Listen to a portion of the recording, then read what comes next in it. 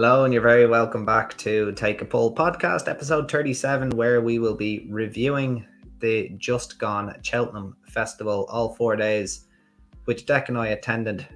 We were firmly off the bridle start of this week. I'm kind of back on it now, though, Dec. I know you kind of mentioned the last episode. How are you? All good? Well, I'm probably just a bit one-paced, and I just don't stop. Yeah. Exactly, yeah.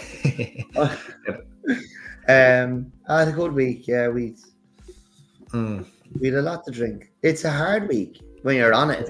I'd be first point at 5 o'clock Monday morning, and I didn't stop. I wasn't telling you, I'd fall before I got on the plane. One on the plane, and just kept going. Just went from fence to fence, from bar to bar. Exactly. Yeah. Just some mornings when you're walking up that hill, it's tough going, but once you get into the Arkle bar and you know, the key to it is you get in the Arkle bar Tuesday morning, 11 o'clock, and you get up to the bar. All right, lads, what's the crack? Have a chat with the lads at that section of the bar you're going to, and they know you. You could be 4 deep, and they're calling you Guinness, Guinness, and you're like, yeah, and you just get served quick. Like, we got served so quick in the Arkle bar, and then you just you get outside, you pull the wheelie bin out from the wall, flip the lid, and there's your table. Yeah, tried and tested method. Everyone knows where to find us, and I loved those few points before racing. Was it the Thursday where some girl came up to you and asked you could she put her glass or empty glass in the bin? You said there's a bin over there, love, and she put the bin over there, and then you handed her our empty glass. Oh, it's terrible. That was funny though. Yeah, no, the Arkle bar until next year, a lot of fun, and yeah, it's always one of the fun parts of the week for sure. But we're not here to review the bars around Cheltenham, Dec. I suppose we're here to review the races. The price of some of them in town.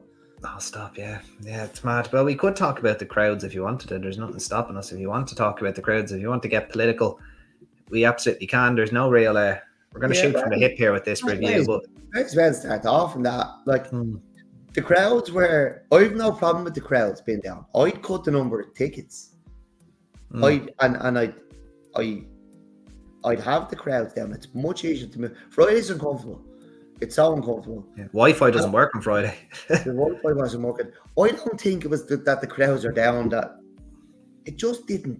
It just felt like it was lacking its spark, and I can't put my finger on it. Whether it was just Willie was turning up with all these things that were just going to win, and it was so hard to see past them, or it was the weather. But it just didn't. Even for the roar, it just felt a bit. I don't know whether it's the people going now. So many people are not going, genuine racing fans. I don't know whether it's like there seems to be more people interested in looking at the roar than letting it happen on TikTok or something. Than letting it happen naturally, than being excited to be the roar. Like, it all felt very, I don't know, not as authentic as it has done before. I'm just struggling to put my finger on exactly what it was, but it did feel a little bit anticlimactic. Do you know what annoyed me in the build-up? And maybe it had something to do with getting there on the day. How exhausting it was to listen to where horses would go.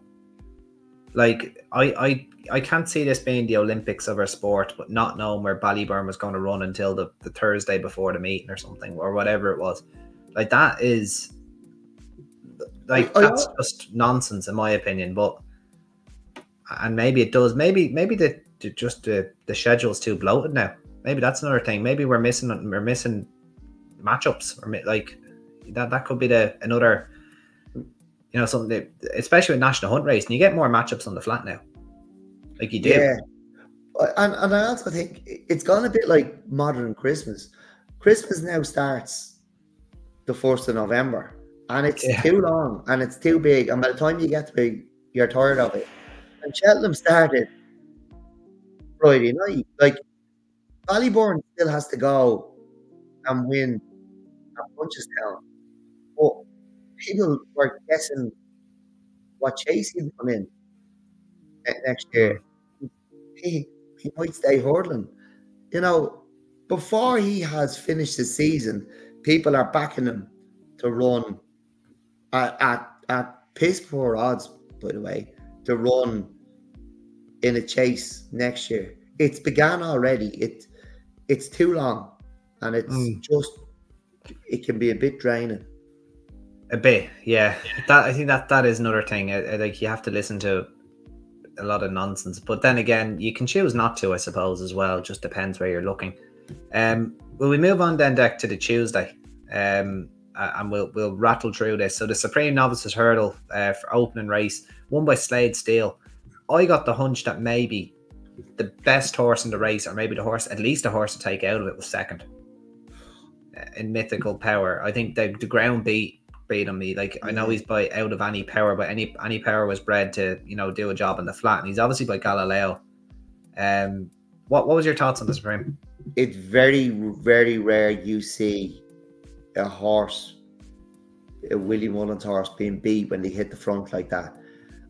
I thought it was some performance by Slade Steele. He must have some engine. Like, the worry was Mystical Power. All right, Mythical Power. Is it Mystical Power or Mythical Power? You don't even know his blade name now. No, it's Mystical. It's Mystical. Did I say Mythical? I think it was my fault. Actually. No, because I do know I got it wrong during the week. Mystical Power.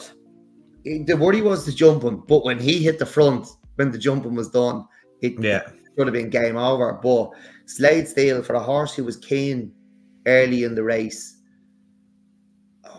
you know, like, I did see him, there was sweat all over him, like, you know, he probably got a bit worked up, and I thought it was some performance. He must have some engine, and maybe, you know, maybe you're right, maybe the ground did help him, but I thought it was a big performance by Slade Steele. Like, he was nearly a length down after the last. No, he was at least a length down, I would have thought, yeah. Willie's horses to be so fit that they're generally not beat once they get into that position. But to be headed, go a length down, and win going away again, that was a big performance. Yeah. No, look, I suppose he was clear second best novice hurdler, wasn't he? He couldn't prove that at DRF. Yeah. Yeah, his form worked out as well. His Navan novice hurdle win produced seeing everyone after booming that. Yeah, Better Days Ahead, and who else was it? A Stellar Story, obviously, as well. Yeah. I still think Mystical Power is the one to take from the race. Slightly better ground. I think I could see him reversing the form if they stick to 2 miles now, or if they had a rematch. I would probably back Mystical Power if the ground was better. Will Slade Steele step up and trip at Punchestown? He'll do whatever Ballybourne doesn't. So again, I think Ballybourne will come back and trip. I think they might do a Faheen, and come back, and we'll have a look. I also give a quick shout out to Asian Master, who was fourth, beating 5 lengths with Tom Costello. It was wide the whole way. Yeah, oh my God, that horse didn't half travel into the race, and I don't want to bash amateur jockeys. That's the last thing I want to do, but when they turned for home and Paul and who couldn't go on Tully Hill, but when Rachel went on Slade Steele and when Mark went on Mystical Power, Tom just didn't have that experience of those two. And I think Asian Masters maybe better than the finishing position suggests. I'd say maybe third best horse in the race. His form was well franked in the Martin Pipe after as well, with Better Days Ahead. That's a serious horse, and I'd be very interested to see where they go. They might even go to Aintree with him. He's a lot of talent now, and I'd say the Supreme is probably, goes without saying, the way obviously Willie running all his horses into Baring Bingham or Gallagher, whatever you want to call it. I would imagine the Supreme was probably the strongest novice race run all week. But Mystical Power and Asian Master would be the ones I'd be really taking a closer look at. Asian Master maybe for the end of the season, Mystical Power for end of season and next season for me. They're the ones I quite liked. Anything else on the Supreme, Dec, or you okay? No, we can move on.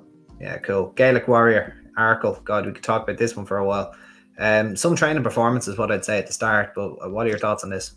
favourite for the Stayers hurdle at the start of the season. Oh, he mugged everyone off, didn't he? Yeah. There's people that had him at 5-1 for the Stayers hurdle, and he always wins the Arkle. Like, yeah, it was very good training performance. Like he was keen early. He settled well then. I think Matata done a great job out in front. Looked like he was going to sneak it at one stage. Yeah, coming down the hill, I was thinking, here we go. Andy was right. But Gaelic Warrior was so good. He jumped well. I think he went right at the last and might have gone right at the same fence the first time around. But that was a massive performance. It was a 160 odd horse against a load of probably low 150 sorts, was it? But that's what it probably boils down to. Yeah, but it was a horse with a lot of issues. Not physical issues, mental issues. Mental issues, yeah. Like, you know, to see in the ring beforehand, it didn't look like he'd win the race, but he is a special horse, and he's looked an absolute monster over fences. He always had a big engine because he pulled very hard in the Ballymore, and he still finished second. And look, he's been second at 2 festivals. It was great to see him. It was great to see him win, and he was dominant. I thought Illitate Tomstead very well for a horse. It was an unbelievable run that was. He didn't jump a fence. Just not a Cheltenham horse either. And should they have gone and should they have left them at home and gone to Fairy House, you know. So he had a very hard race. I thought, given the amount of fences, he hit every second fence, like. But he stays so well. He stays really, really well. But he just doesn't like Cheltenham. And Fairy House could have been ideal for him. But he didn't need to skip Cheltenham. You don't want to be going to take on Spallan's Tower now after that run, do you? No, not at all. I suppose I was kind of half right when I said the best 2 mile form, not 2 mile 1 form. The best 2 mile form this season in Ireland was Found to 50. But Gaelic Warrior hadn't tried 2 miles, so that kind of was the reason he went and won that race. Probably wasn't the strongest of divisions. What I would say, though, about Matata, I know this is an Irish podcast, and he strikes me as maybe as a poor man's Captain Guinness, but do remember he's only a 6-year-old. Still plenty of time for him to improve as well. And he's a very accurate jumper when he gets his own way in front. I really like him now. I think he's going to be a horse that improves significantly next year. Staying at 2 miles, maybe a little bit of better ground. I'd keep him firmly on side, though. I doubt you want to talk about the Ultima. Can probably move on. Yeah, exactly. Champion Hurdle, probably not much to pick up on there. Good bit of placement, Irish Point, I suppose. State Man did what he had to do, which is what you like to say, Dec. I don't think he enjoyed. I don't think he jumped. I don't think he jumped well at all. But he's, you know, as we said, he's the ultimate professional, and I think Paul really looked after him, and that's why you'll probably see him retain his title next year, and we might never see Constitution Hill again. And like I've said this before, they've only so many miles, and Nico was using up Constitution. There's no need to be going on winning races. I've no doubt Statement could have won by further, but he cruised to the lead. He got 2 slaps, and he just done enough to save it for the next day. And he's just an absolute pleasure, State Man, isn't he? Like he's a joy to watch. And even when it didn't, I didn't think it was going his way. I didn't think he was impressive. People are saying he doesn't like Cheltenham. There was nothing wrong with his performance last year. Like he wasn't really asked to get any closer. He bolted up. He won't like. What was it, his third start or? So his third start at Cheltenham. Or his third start in Ireland was the county hurdle, but a horse of his ability could have hated Cheltenham and won off 141 or whatever it was. But I don't think he hated Cheltenham. I think he wasn't great on the day, but Paul really looked. Paul could have made it look more impressive, but I don't think he jumped particularly well, as good as we've seen. But he's just an absolute pleasure, and I think he won fairly snugly now. Yeah, I don't think Irish Point had the tactical speed to get to him. What I was wondering is, like, Irish Point was probably the confirmed stayer, and I'm maybe slightly surprised they didn't try to make a bit more use of him. But then again, they finished second to State Man, like, and they've gone and won the Stayers hurdle. Like, I don't think they're going to be losing too much sleep connections over that one. Lossy Mouth, much to go on there. Henry's mares all, gave her a bit of a race. Tell Me Something Girl, great to see her back to such good form. Look, people saying that she should be in the champion hurdle. This is what we're saying. Maybe that's why the Tuesday felt subdued. I think you could make. I don't think it's fair to maybe take Hunter's Yarn as the example. Obviously, he wasn't mapped in the champion hurdle, and he beat Tell Me Something Girl. Now, obviously, Lossy Mouth has beaten Tell Me Something Girl a lot easier.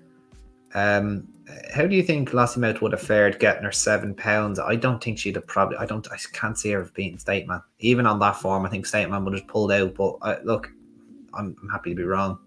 I don't think as a 5-year-old she'd be beating State Man. And let's not say it next year either. We won't be saying it next year either, I doubt. But anyway, I think they could go the champion hurdle route next year. You could have Lossy Mouth Ballybourne.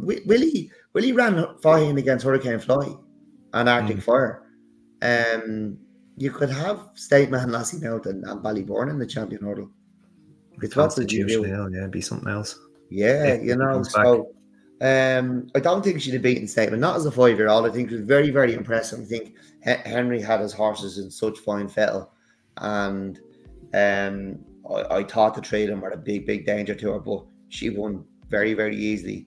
But in saying that, I don't think she'd have won it. I don't think she'd have beat State Man, not as a 5-year-old. Yeah, no, fair enough. Next year. And I think people don't, just because she looks so impressive, you still have to remember how difficult it is for 5-year-old. Yeah, no, I totally agree with you. Like the 5-year-old, what's it, Esport de Lan, and then you need to go back. You need to go back a little bit further. Then, I will just bring it up real quick. I'll see if I can pull up an anti-post. I can't believe the first thing you see when you pull up an anti-post market is the Cheltenham Festival for next year, which is absolutely wild. So you've got the champion hurdle, 2-1 Constitution Hill, 5's Lossy Mouth, 11-2 State Man, 10's I can't believe that. I think that's off the wall. That he is third favourite. He's only won it on Tuesday. This the other day, yeah. I think that's mental. Yeah, no, that is quite insane. Like Ballyburn is in like every market going, 5-1 for the Oracle, 10-1 for the champion hurdle. But anyway, and the last thing on Tuesday, Dec, we'll probably skip over the Boodles. I wouldn't imagine you saw much. Obviously, maybe give Eagles Rain a shout with Tom Harney with his first ride at Cheltenham, and he gave it a brilliant ride. Just bumped into a block in Lark in the morning. Oh, look, they nearly pulled it off. And there was a chance Lark in the morning wasn't going to run, and like you were there, Andy. It was a joy, wasn't it? They may as well have won the race. It was brilliant, yeah. To see them afterwards, and Ross and Tom came over and shook hands, and met Tom Harney out that night. He was in a 3-piece suit, so he was enjoying himself. I won't tell you what he said. I said come over and talk to people, but I was absolutely delighted for Tom, and Tom the owner, and Ross. Absolute gentleman. It was well deserved, and it was warm to see, wasn't it? Like it was. Yeah. Just good to see. Absolutely. Finally, on Tuesday was the National Hunt Chase, and look, I don't want to get negative, but if there was ever a race to be butchered and taken out of this festival, like this, like it's not even like you used to have the big fields, and sometimes you used to get a shock in it or some, it'd be a bit of a rough and tumble, but now it's literally just you walk for a lap and a half, and then something just like they don't get racing until like coming down the hill the second time. Like you'd fall asleep watching this race. It's not a good product. You would literally fall asleep watching this race. Like Corbett's Cross may as well have started at the Supreme tape and just joined in as they went around the home turn. Had a little furlong and a half gallop and joined in, and then just pinged away from them. There was conversation during the day with the amount of rain we had that this will be a tough watch. They mightn't finish 4 miles. They mightn't finish this. My God, he sprinted up the hill. That tells you how much they walked.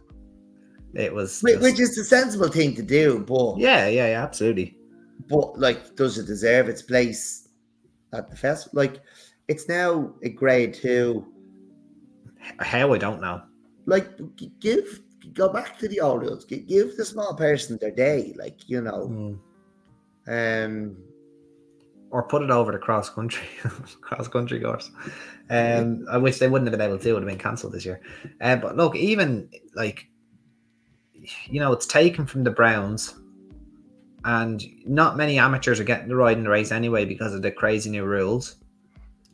Like, there's just not very much, if anything, to really like about this race anymore. And I think it's past its sell-by date, and it probably has to go, in my opinion, anyway. Yeah, definitely. Well, like when you look at the handicaps not filling, is coming back to 3 days enough?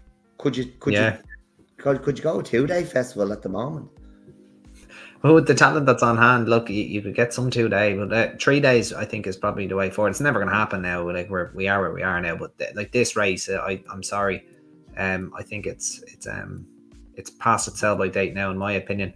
Dec, we'll move on to the Wednesday, where we saw maybe arguably one of the best performances we saw all week in the novice Ballyburn. Won as easy as he liked. Got himself an RPR of 168, an official rating of 163.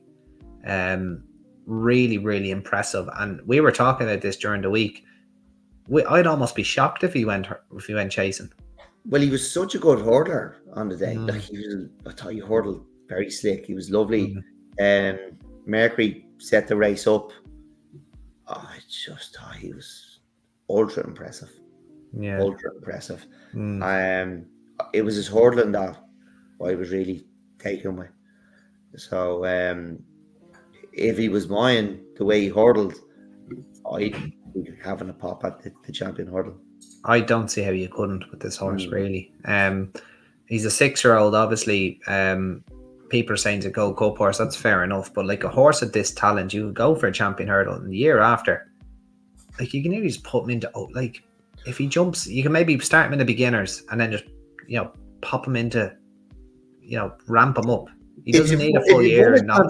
Should you really go novice chasing? Like, you know, if you've won a champion hurdle, there's nothing wrong with starting off in a beginner's chase. If you go round and you look like a natural, come out of novice company. You know, novice races are for novices. You know, if you're not novicey, get into open company. You know, you really could. I said the same about Constitution Hill. Like, you know, there's no reason why, if he could jump at the beginning of this season, he couldn't go for the Queen Mother and then be going for the Gold Cup next year. Like, if you're not novicey, you shouldn't be running the novice races. Like, you know, be bold. Yeah, I totally agree. Absolutely goes without saying. Phenomenal performance, and we both think he stays hurling then, yeah? I'm not going to try. I wouldn't say will he not. Will he won't know when he comes back in next autumn, I don't think. But if he was mine, I'd be gone then the champion hurdle purely because of the way he hurdled. Yeah, no, I agree. I completely agree. On to next one, a horse that looked like a stallion in the rain, Factor Foil, beating Monty Star at 8-13. Giovinco maybe putting a cooler on the form, back in third possibly. Jesus Christ, this was mental. It's probably the only word you could use for it. I thought Monty Star jumped really, really well. He was so quick into his fences. Rachel kept taking a pull and dropping him in behind. You know, in hindsight, it's always easy afterwards. You know, we said it, could you send them on a bit earlier? But then, you know, you often give jockey stick for sending them on too early there. Like, do you know what I mean? Harry Skelton sends one and we're all laughing, you know. But it's just he was jumping so well. He was taking lengths out of him. But then, you know, this thing just arrived on the scene. And it was too keen. He was jumping was sketchy early on. He was keen in the pre-parade ring, and then he tanked around the parade ring. I said, "There's no way he's finishing first over 3 miles. But there's no way he's going to finish the race." And then, as you said, he was keen and sketchy, and Monty Star was taking lengths out of him, and she was able to save and fill him up at every fence. Must have saved so much for the end of the race. And then this thing just arrived. And then he came back in. I got a video of him coming back in, and he was on his toes. On his toes, yeah. I've never seen a horse on his toes after. I would say with Monty Starr, he is the type of, like, he got a ride that like Don Cossack kind of got in the Ryanair, I think it was, where he was jumping so well, but he was just being taken back every time. And then the next time out, I think Tony McCoy rode him at Aintree and just let him stride out, and he went on. It was so impressive. Monty Starr, obviously. I can understand Rachel doing it in a 3-mile Oh, no, race. especially on a novice. Especially on a novice. Dave on a novice. But yeah, Don Cossack was mental, the horse that won the 3-mile plus.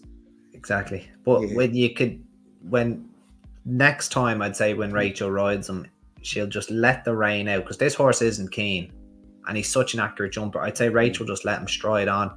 There could be any amount of improvement now when you let him stride on. Season extra 2 furlongs, and next you could see him just leading them in the Gold Cup next year. Whether he's good enough is another thing, but you could see him out there having the time of his life on the front end, and even around Aintree. I'd say he'd be a very dangerous proposition at Aintree. I'd even, like, I know he's a dour stayer, but the way he jumps, I'd say you could nearly run him in a manifesto. Like, that's how accurate and good he is. Now, they probably won't do that. I'd be highly surprised if they did.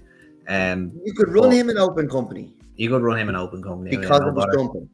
That's the difference. His jumping so good, I would have no problem. He's only had 3 chase starts. I'd have no problem running him in the Punchestown Gold Cup. Yeah, and they won't, but they'll run him in the champion novice. And I'd say get a bit closer to Factor Foil, be honest with you. I'd say it would, if they let him stride out. Onto the Coral Cup, probably nothing there. Langer, Dan, Jenny Mac, we could have our own podcast on that one. We actually talked previously on a podcast. What was the horse that I tipped up that had his pallet flipped? He was in the 3-mile race. I'll get his name now in a minute, but they reported that the pallet flipped and he didn't get a drop in the mark. Not Harvey's. Wasn't Harvey's point, was it? Are you talking about the previous podcast? Yeah. I'll get his name now. Tormoon, yeah. So they report a flip pallet and the horse stays on 92 or whatever it is.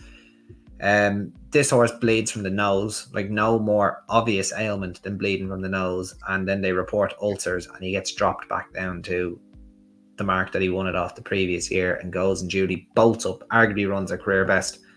That's nonsense in my opinion. Ballyadam second, at least he was running in grade 1s. Oh god, probably the less said about this the better. What were your thoughts on that? I don't think it went down well. People were booing.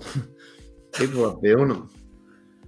We all knew. Look, like, doing it with, I know we kind of do a podcast on it, like, but doing it with exposed horses when the progression is natural from stepping up and trip or the change of tactics, but to blatantly stop a horse who's won at the festival, like, you know, there's no education in it. It's not like when we talk about these horses in maidens, they've never ran before. They're learning to race. Like, you know, it's all an education for them and not being asked to do too much too soon and blow their brains. Because the first day at the race for horses absolutely destroyed them. Like, you know, they've never been out before. Some of them have never been out yard before. They don't know what's going on. And it can really blow their brains. But like, this just, this is all at another level. You know, at 9, winning it easier than the year before. 8, but yeah, no, you're right. Yeah, 8 now. But yeah, look, you're getting beaten 31 lengths in a Lanzarote at 66-1. You go off 13-2 for the Coral Cup on your next start. It's really it's quite wild. It's repetitive. Like, this is happening every year with this horse. Like, you know, when he's been let away with it. It's probably more on the handicapper than it is on Skelton, though. If he does, like, I'd do it. Absolutely on the handicapper, but Tony Martin got hauled in November. You know, and I just think that was, you know, it was a young, an inexperienced amateur claiming 7 that was put up on him, and you know, there was probably there's genuine reason for that. But we all know this is happening, and the handicapper obviously backing him. Yeah, backing him, like. Probably. Black Bamboo ran a big race in 6th place, a horse that we thought wouldn't handle the ground that you tipped on a previous podcast. He was bludgeoned by the handicapper. He run off 128. He was beaten 11 lengths. May have cost him a couple places, that handicapping there. Might be interesting coming on to better ground in the Punchestown Festival. He is a horse that is running okay. And then, Dec, the main event for you, really, the Queen Mother, Captain Guinness, Rachel, fantastic. It was always coming, that El Fabiola mistake. You mentioned it the whole way through the season. It was coming, and it happened at the 4th fence, right as they were turning into the country, up or adjacent to the best mate enclosure. An uphill fence, a dodgy one. But go on. I had said, like I always say, I hate that fence. I don't know whether I said it to you or not. You did, yeah. And I said, I always say I hate that fence, but I've never seen a horse make a mistake at it. And I think the reason he made the mistake was Captain Guinness was quicker than him. I think he quickened into the fence. That last half a stride, he just quickened and jumped it. And it forced El Fabiola to take off too early, and he hit it hard. Thankfully, he's okay. Yeah. But that's the test, is jumping at 2 mile grade 1 pace, which he's never had to do before. He's never had to go that fast and jump that fast before. In Arkle, it's a novice race. Open company, completely different. And I told you. That 1.7 you have to be accurate, don't you? Oh, come here! Like you have to be accurate. You have to land running. And I just think Captain Guinness is the fastest horse in training, and I think he proved that on Wednesday. And I was over the moon. Yeah, it was a lot of fun. Grand Annual, we could probably copy and paste what we said about Langer Dan in the Coral Cup. Unexpected party. It was, just kind of out for schooling. Yeah, he's getting school. He got booed as well. Yeah, and then they ran him in graded races, didn't they? Yeah, at least they did. Yeah, he was a novice for about 2 or 3 years, but they did do that. Dec, a little quick word on the bumper. Jasmine DeVoe, Patrick Mullins, wide ride and then up the rail. Got the job done. Quite a nice ride, actually. Romeo Coolio, they could not give him away all week. This was a horse that was 8-1 for the champion bumper before he ran under rules. Returns 18-1 runner-up in the race itself, just showing you how nonsensical anti-post betting is these days, especially on the Cheltenham Festival. We both were kind of we both went into the parade ring to have a look at these horses come in. This lad's a beauty, isn't he? Yeah. Absolute stunner, yeah. He's one I have high hopes for now. Yeah. And you mightn't see it next year. It might be when he goes chasing. Jesus, yeah, he's unfurnished, chasing straight away, wouldn't you? You nearly could, yeah. Yeah, absolutely. Like, how many times have we seen it? Don Cossack, Balco the Flow. Like, they can't jump hurdles. They just balloon them, and it beats them. Like, just go chasing with them. I'm not saying he is the type, but it strikes me as one would be similar. But geez, he's some beast, wasn't he? He's handsome dude. I did see it online a lot all week, but Gordon Elliott's staff, they really are a credit to him. The way they have their horses turned out, they're always looking immaculate. It also credit to them. And look, tough week for Gordon hitting the bar. Do you know what I mean? Very, very unlucky. And 4 winners, 3 winners all the same, or 4? 3. 3, I think. Yeah, a lot of seconds. Straight over to Willie after he got the 100 winner. Shook his hand. All credit to him. And you're right, like, his horses are always turned out so well. He must have some team down there. Credit to him. Yeah. Yeah, a couple of interesting form lines that I wouldn't mind looking into. I'm looking at that Sounds Victorious, who was 4th. Beat a horse called Master Boy Davis of Gordon Elliott's, only ahead the last day in at the park back in 3rd. That's maybe an interesting form line I might have a look on after the podcast, just to see. Fishery Lane, it's hard to know how strong that bumper was. But obviously time will tell. But what was the first British horse home before I move off that, actually? Royal Infantry in 8th place, beating 17 lengths. So it was the Skeletons as well. Interesting enough, however. Anyway, yeah, Romeo Coolio, gorgeous looking horse. Jasmine DeVoe, much smaller, wasn't he? Quite a compact, yeah, a little bit more mature in himself. Romeo Coolio is big unfurnished beast, who I'll be very much looking forward to seeing next year. But as you're dead right, we mightn't even see the best of him next year. He'd be definitely one for the future. Moving quickly on deck to the Thursday. Whole heap of races here that probably shouldn't exist if it's the Turners, Ryanair, Mares Novice Hurdle, whatever. Going back to our previous talk of competitive racing and whatnot, but we do have them. Talk point for Thursday, how disappointing Facile Vega was in the opener. Ran absolutely no race whatsoever. Like I do get it wrong all the time, but I rarely blunder as bad as that. That was one of the worst shouts I think I've ever had in my days of following racing. It's interesting. Willie said this morning that he might have left the Cheltenham home his last piece of work because he said it was so impressive. That I'd love to be down in Close Sutton to see one of these impressive people. Maybe they're just working them too hard. It could have been at the Curragh, where he said it was ultra impressive. But then the market didn't. The market never spoke from ever. Yeah, he got into 2-1 at declarations from 11-4, but it was weak after that. For the week that it was weak in the context of the week that Willie Mullins was having. Yeah, a tongue twister there, but I don't know whether he could have showed signs that he left it behind that morning, but he said is they went there with high hopes, and the piece of work he done was frightening. And, maybe he just doesn't like the racetrack anymore. Maybe you know. I think he got hurt in Leopardstown, and as a novice hurdler, and I just think he might be a bit frightened of the racetrack. Yeah, it could be something as simple as that. Absolutely. Zanahir, I think, was the first Irish horse home. Was he possibly in fourth? He was, yeah. Like, Grade 1 horse that should be beating him over fences. Grey Dawning, the winner, jumped brilliantly. Was only really getting going. He does look like a horse I would appreciate a little bit further. It did that well. Ginny's Destiny then in second. Good result for the British.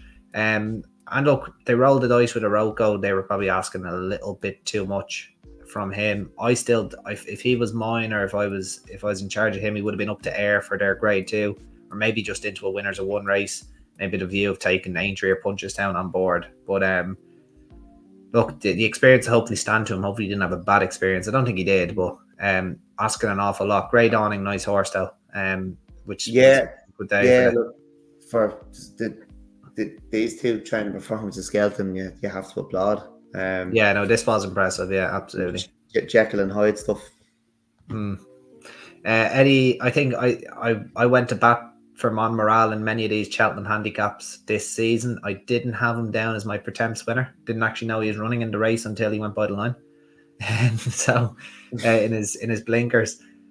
Again, not much on the pretemps deck. We already had a bit of a rant on the qualifying procedures for this race and the way the Irish qualifiers go. Like the last one being on the Sunday after the end, or the where you're supposed to have your qualified amount of runs, like 4 runs for a novice, for example.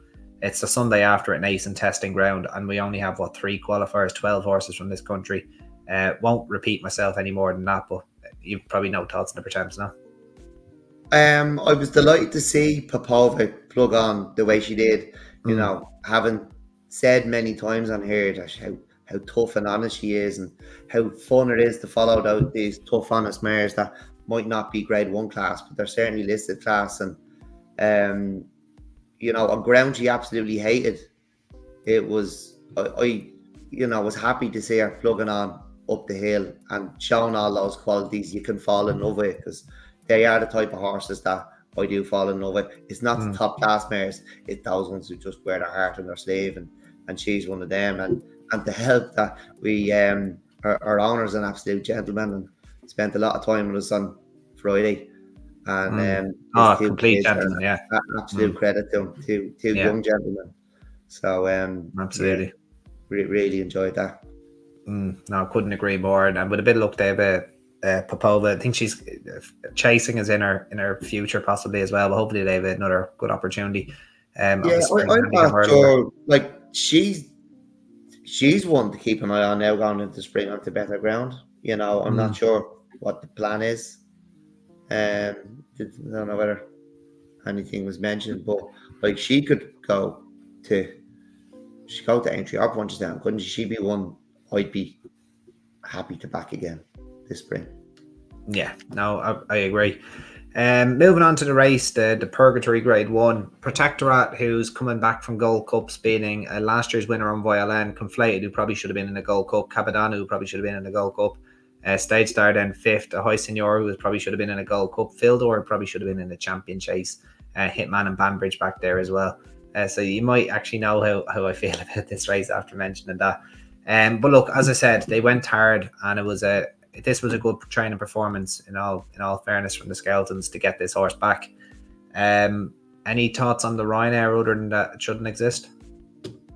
Jeez, imagine it was a good Gold Cup. It was a deep Gold Cup. Imagine what it would have been like if they all ran it. Yeah, it could have been an absolute war zone, couldn't it? Yeah, imagine that sight now. Well, like they're all good jumpers now, you know. That would be some sight, wouldn't it? You know, we just don't get to see it anymore. Yeah.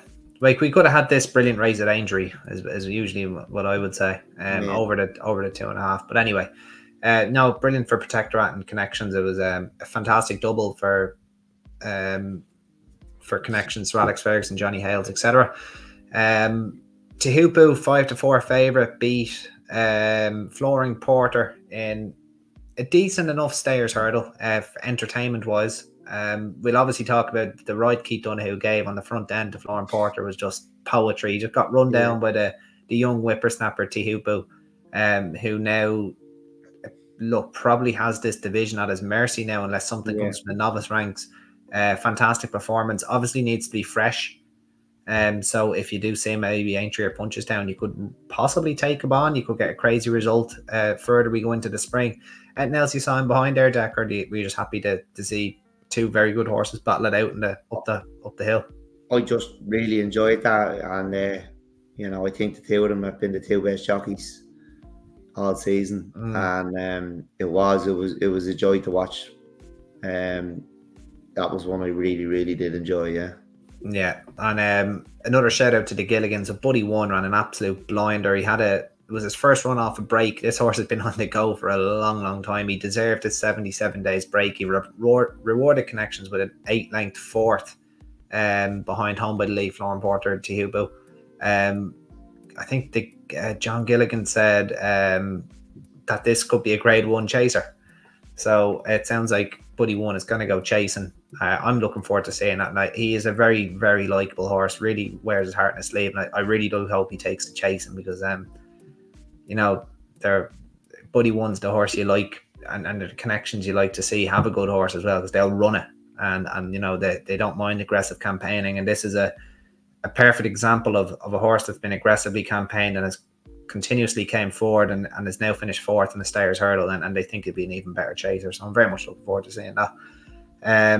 Finally then, am I missing anything? The plate, I couldn't imagine you give a rat's about the plate.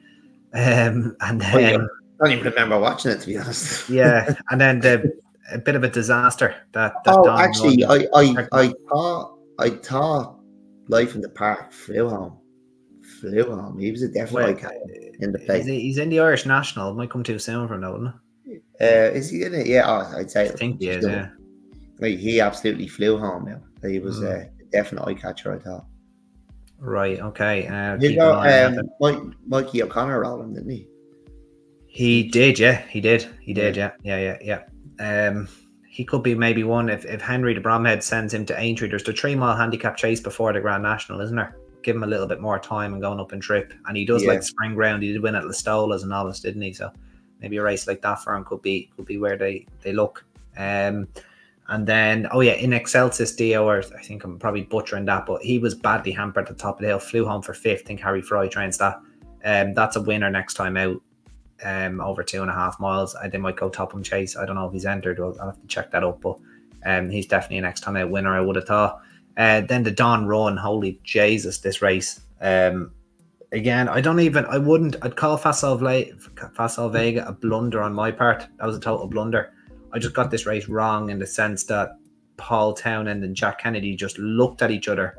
Just playing cat and mouse. Yeah, and completely disrespected the Jeremy Scott horse, and it turned into a 4 furlong sprint, and the mare by Golden Horn went and dawdled up. So look, the race is there to be won. When it goes like that, it just brings in horses that probably you wouldn't have considered. Golden Ace, look, it's a fantastic win for Connections. Lorcan Williams, I think, deserves immense credit for, like, even though you're racing against stayers like that, it takes a lot of balls to hold on to a mare, especially when Brighter Days Ahead comes up against you, and he did hold on to her for as long as he could, and he knew what he had under him. So I thought it was actually a very, very good ride. But it goes without saying that Jack and Paul probably want that back, and they probably should have rode it like an Irish maiden hurdle where they were the two best mares and just go at each other, because I don't think anything would have got involved in them given their Irish form. Yeah, now we've anything to add there, Dec, on the Don Run. Were you down at the Parade Ring for the winners enclosure when she came in? It was. I wasn't. I heard though. Great reception for Jeremy Scott. It was great to see. His fan club was out there. It's great to see smaller trainers get their day like that. Yeah. Like we mentioned last earlier, but Jeremy Scott went one better, and it was a good bit of crack down there. I really enjoyed that. One thing they might need to revisit, and it's already been talked about, the penalty system. Obviously, this mare and Fergal's mare, Dice Sardinos, they were both campaigned with a view to not picking up £5 penalties, but yet in the National Hunt Chase you can go and win a Grade 1 and not carry a penalty, as we saw with Gallard de Menil last year. Might be something that you might need to be looked into. It makes no sense as it stands right now. And then finally the Kim Muir, basically the steering job of the festival. Derek O'Connor 13-8 for Kim Muir. I would love to know how much they won off this. This must have been the biggest certainty in the, like, this is getting into unsinkable boxer territory when it comes to the festival, really, in the Pretems. But Jesus Christ, you could have picked them out a long, long way off as well. Stone Cold dead last. What's the limit for him? Sorry? What's the limit for him? To carry 12 stone as a 6-year-old, like, he's a Grade 1 chaser. And I think we knew that because, you know, I think we both would have backed him in an ultimate. But the 12 stone for a 6-year-old, that's what put me off. And also the fact I thought Daily Present had so much in hand that it was just going to be too much of an ask for a 6-year-old carrying 12 stone. But boy, Jesus, that was, you know, more. He's probably you're into. I know it's not to 145, but given that he's a 6-year-old, as you say, carrying 12 stone, he's into the Gold Cup chat for next year for sure. Obviously, clearly, very much enjoyed Cheltenham. They've minded him. He's been campaigned beautifully, and they've stepped him up to this trip after running in Grade 1s, and it's reaped their rewards. Yeah, I know the way you're thinking. Very, very impressive. Moving quickly on to the Friday Deck. How were you impressed with Margeborough and the Triumph Hurdle? They went to Fair Enough Cliff in this, and I think they're going to chase them with them next year to take advantage of that wait for age allowance start of the season. Yeah, I hope they do. They were well clear, weren't they? I thought it was yeah, they were of Salver back in third for Garrymore. Cardiff probably ran a race, you know, having won second at Leopardstown, won the Grade 1 at Leopardstown, and then just bumped into one, really. Pretty much. Don't think Nürburgring enjoyed it at all. Was stayed on quite well, but yeah, Margeborough, that was he looks special, doesn't he? Like he looks good, all right. Yeah, it would be great to see him going chasing. That'd get me going now next year. I'd say they will. I don't see why they wouldn't. It could be very hard for him as a hurdler next year, you would have thought. Then Paul Townend's only handicap ride of the week in the county hurdle was nailing Lou de Sud, Pied Piper back in third, Magical Zoe fourth. Great ride from the back. Still last ride. Yeah. And he got a kick out of it as well. Yeah, which was nice to see.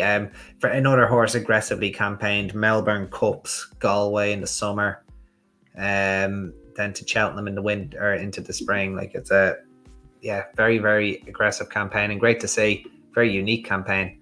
And he obviously has that kind of, he looks like he's going to be the yards maybe next Wicklow Brave or something with that type of globe trotting. Can he win an Irish Ledger though? That's the big question. I wouldn't put it past him. Albert Bartlett, you got a feel for the jukebox man, wouldn't you? Keelan Woods, oh my God. Look, Sam Ewing getting his first winner, 33-1.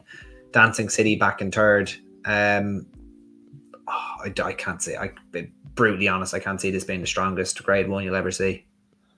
No, look, I'm a fan of Spread Lost Head, and I was happy to see him fourth, stay on quite well, because there was doubts about whether he'd stay or not, but he's one I'll be looking forward to next year. Chasing, I'd imagine, is the name of the game for him, 100%. So, definitely. On to the main event then, the Gold Cup. Galopin Des Champs put a second. No hiding place here either.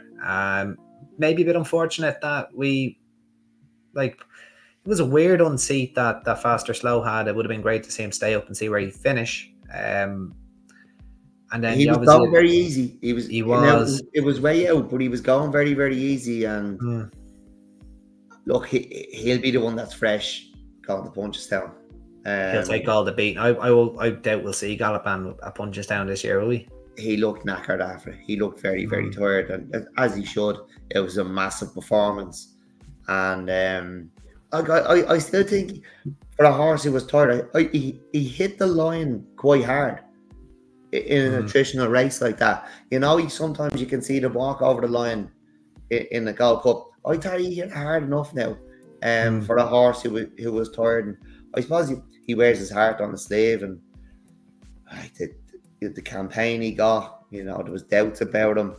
Some training performance, freshen him up, come back at Leopardstown, bolt up, and then go there and do that. And it could have nearly been a disaster for him, the loose horse. I don't think the loose horse done either any favours, but that is something special. Like winning back-to-back Gold Cups. Willie's kind of making it a bit boring now. Willie's taking the specialness out of it, but like what we witnessed on Friday, that's I didn't back him. I backed Gentleman's Game, but I was so happy to see it. Like I got a bit excited when he jumped the last and he was going to do it. I don't think people are appreciating how difficult it is.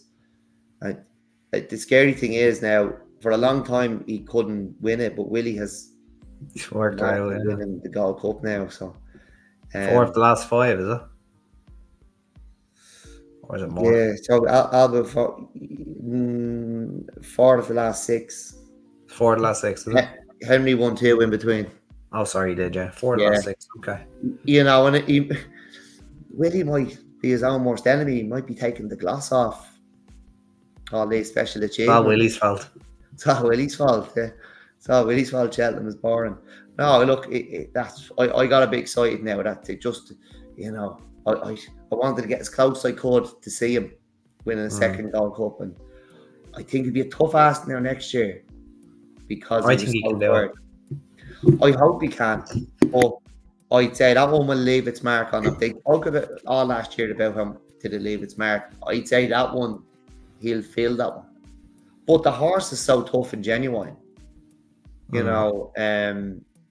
He really does wear his heart on his sleeve, and I just live in the He's one of my favourite horses I've ever had the pleasure of saying. He's just is he? Like, it's probably fair to say he's the best Willie's ever had, isn't he?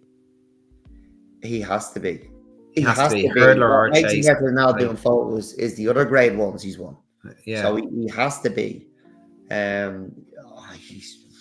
There's some what if stories with the likes of Duvan and Vautour, but this horse is Duvan is potentially one of the best Willie ever had, but he never fulfilled his potential. Yeah. Riddled with potential, but we never fulfilled it. But this fella, he is dancing every dance, and he turns up like Hurricane Fly did, like Stateman does. He turns up and he gets beaten, and that's okay. Yeah, that's all right. You know, he's a 2-time Gold Cup winner. Yeah, who cares? Yeah, he could never win again. Wouldn't matter. I think he's phenomenal. He really is, and he's a credit to the Close Sutton operation and his connections. And I really hope he makes it a third, because I think he deserves to be mentioned in the same breath as your best mates and, you know, the likes of them. Like he's already, for me, like he's the best he's probably the best since Cotto Star. He reminds me the most of Cotto Star in the terms that I've always said Gallup and Deschamps could drop back. I know he hasn't won a Durkin this year. Yeah. But maybe pop him at Leopardstown. If there was a 2.5 around Leopardstown, I know there's not. I even said if the Dublin chase, I'd say have given El Fabiolo a right scare, maybe we've even beat him. I will die on that hill. I will die on that hill. Exactly. You probably nothing about the Hunters deck. Great story, I suppose, with Sign the Mean, is it? Fantastic ride as well. You know, only bought for less than 2.5 grand. Goes and beats the McManus Hot Pot. It's on the line. Great story, I suppose. Yeah, brilliant. Where's the rest of the runners? I'd ask, why is there such a small field this year? Yeah, the race is kind of, you have big operations. Yeah, exactly. Yeah, again, that's a story probably for another day. Mare's Chase, great ride again by Keith, Limerick Lace. Clearly not straightforward. A lot of tail swishing after the last, which I told everybody was coming. Didn't matter. She got the job done. Like anytime she got a whip, she probably looked up at Keith and goes, "I'll do this myself. Hit me again, and I'll throw you off." Dino Blue, maybe. Mark Walsh, possibly just a little bit apprehensive of the conditions as she was going up in trip. Possibly. I think the best horse won anyway on the day. Yeah, I think she was just outstayed by a better horse on the day. And the market kind of spoke. The market did speak. They were flipped back late on, but there was a lot of money for Limerick Lace, which I have a hunch might have been some doubles with the winner that they had on the Thursday. I know the way you're thinking. I might have been there a few doubles going on there from the yard. Fair play to them if there was. And obviously, Wren's Breath, was it? Marsh Wren, sorry. Marsh Wren.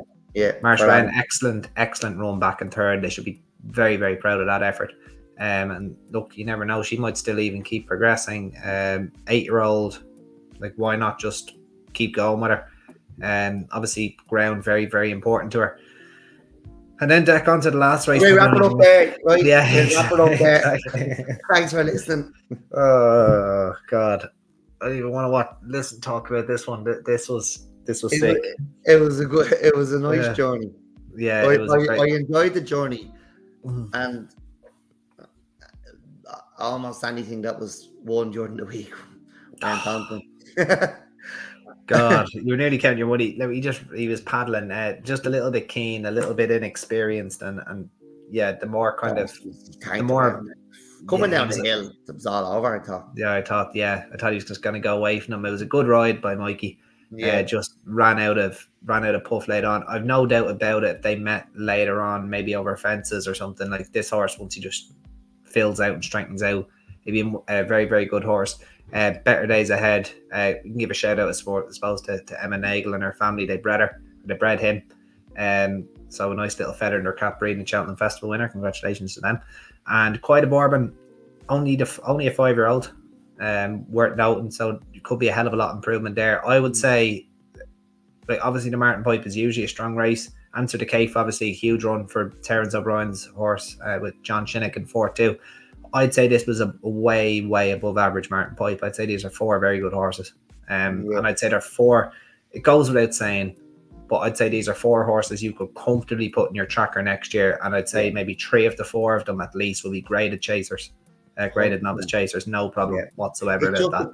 Just a pity about Answer the Cape stage. That's Yeah. What a great run. Lovely horse. Not many miles on the clock. And another horse who's been thoroughly enjoyable to follow all season. Yeah. And then, runs his big race at the festival. Didn't let us down. It was a nearly.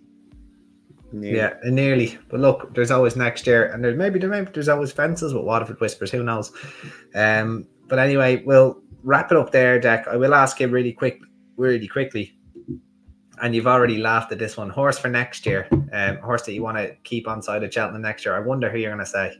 Well, look, if you want to have an anti-post bet now, like as we said on this podcast or the last one, like there's people who are trying to guess where Ballybourne goes and taking single figure odds, or maybe you can get double figure odds at the moment.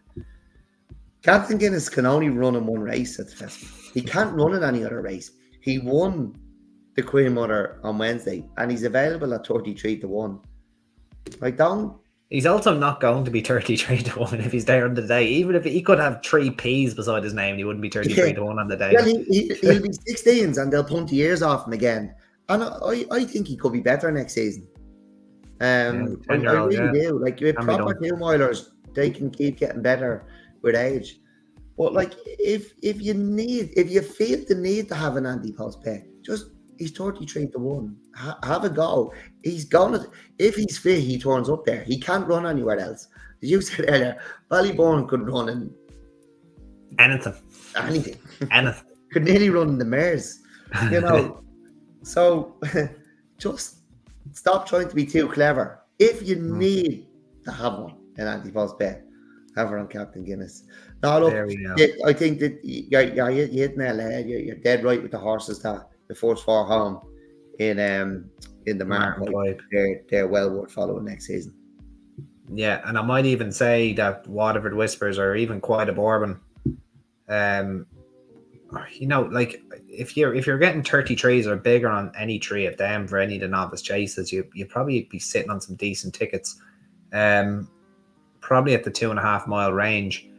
But anyway, look, that's all we've kind of got time for. I'd have to probably, I suppose, put up Spillane Tower for the Gold Cup, because he's gonna win the Powers Gold Cup on Easter Sunday, and we're all gonna have a good time. He'll be on to the next one. So that's where the Waterford Whispers chase goes. It goes on to Jimmy Mangan's Spillane Tower on the Easter Sunday, which I'm very much looking forward to. But until then, Dec, we'll be back with maybe an Easter special next week, a bit of racing from Ferryhouse. We might even come back before then, and who knows, we might even touch on the flat. We're still kind of maybe discussing what we're going to do with that, but we will be I suppose covering a few flat meetings for sure, as well as the summer jumps. Very much looking forward to that. But that was our Cheltenham review, and until then, or until Cheltenham 2025, I suppose we're going to be going back to all the normal stuff that we do. Obviously just cover Cork there, back into the Irish stuff going forward. But thank you very much for listening, guys, and we'll talk to you soon. Bye bye. Bye bye.